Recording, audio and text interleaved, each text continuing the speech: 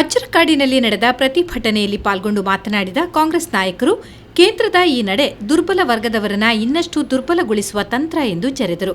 ಪ್ರತಿಭಟನೆಯ ನೇತೃತ್ವ ವಹಿಸಿ ಮಾತನಾಡಿದ ಕೆಪಿಸಿಸಿ ಕಾರ್ಯದರ್ಶಿ MA Gafoor, supreme court Uttarakhand ಸರ್ಕಾರದ ಮನವಿಯ ಮೇರೆಗೆ ಕೊಟ್ಟಿರುವ ತೀರ್ಪಿನಿಂದಾಗಿ ಇಂದು ದೇಶದ ಪರಿಶಿಷ್ಟ ಜಾತಿ, ಪಂಗಡದ ಹಾಗೂ ಹಿಂದುಳಿದ ವರ್ಗದ ಜನರು ಸಂಕಷ್ಟಕ್ಕೆ ಸಿಲುಕಿದ್ದಾರೆ.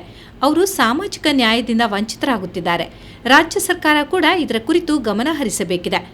ಇಂದಿರಾ ಗಾಂಧಿ ನೆಹರೂರವರು ಸಂವಿಧಾನದ ಮೂಲಭೂತ ಅಂಶಗಳಲ್ಲಿ ಒಂದಾದ ಪರಿಶಿಷ್ಟ ಜಾತಿ, ಪಂಗಡದವರಿಗೆ ಮೀಸಲಾತಿ ನೀಡಿದೆ. ಕೇಂದ್ರ ಸರ್ಕಾರ ಕೂಡ ಸುಪ್ರೀಂ ಕೋರ್ಟ್ನ ಈ ತೀರ್ಪಿನ ವಿರುದ್ಧ ಮೇಲ್ಮನವಿ ಸಲ್ಲಿಸಬೇಕೆಂದರು.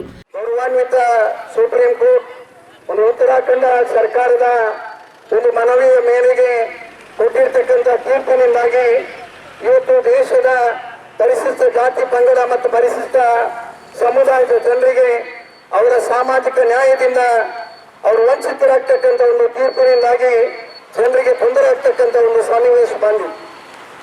ಇದನ್ನ ಒಂದು ರಾಜ್ಯ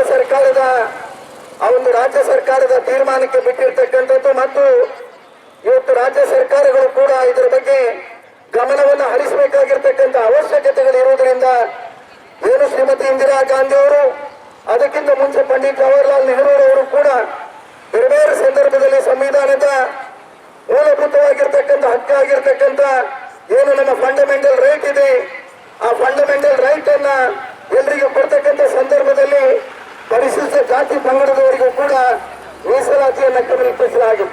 ಇವತ್ತು ಈ ಒಂದು ಸುಪ್ರೀಂ ಕೋರ್ಟ್ನ ತೀರ್ಪಿನಿಂದಾಗಿ ಆ ಸಮುದಾಯದ ಜನರಿಗೆ ಅನ್ಯಾಯ ಆಗ್ತಕ್ಕಂಥ ಸನ್ನಿವೇಶ ಇರುವುದರಿಂದಾಗಿ ಇವತ್ತು ಭಾರತ ದೇಶದ ಕೇಂದ್ರ ಬಿಜೆಪಿ ಸರ್ಕಾರ ಮಧ್ಯಪ್ರವೇಶವನ್ನು ಮಾಡುವುದರ ಮೂಲಕ ತಕ್ಷಣ ಇದಕ್ಕೆ ಸುಗ್ರೀವಾಜ್ಞೆಯೋ ಅಥವಾ ಏನೋ ಮೇಲ್ಮನವಿಯನ್ನು ಸಲ್ಲಿಸತಕ್ಕಂಥ ಪ್ರಯತ್ನವನ್ನ ಮಾಡಬೇಕಾಗಿದೆ ಎಂಬ ಒಂದು ಒತ್ತಾಯವನ್ನ ಇವತ್ತು ಕಾಂಗ್ರೆಸ್ ಪಕ್ಷ ಇವತ್ತು ರಾಜ್ಯದಾದ್ಯಂತ ಮತ್ತು ದೇಶದಾದ್ಯಂತ ಈ ಸರ್ಕಾರಕ್ಕೆ ಒತ್ತಾಯ ಮಾಡತಕ್ಕಂಥ ಕೆಲಸವನ್ನ ಮಾಡ್ತಾ ಇದೆ. ಪ್ರತಿಭಟನೆಯಲ್ಲಿ ಮುಖಂಡರಾದ ವೆರೋನಿಕಾ ಕರ್ನೆಲಿಯೋ, ಅಶೋಕ್ ಕುಮಾರ್ ಕೊಡವೂರು, ವಿಶ್ವಾಸ್ ಅಮೀನ್, ರಮೇಶ್ ಕಾಂಚನ್, ಜ್ಯೋತಿ ಹೆಬ್ಬಾರ್ ಮತ್ತಿತರರು ಉಪಸ್ಥಿತರಿದ್ದರು.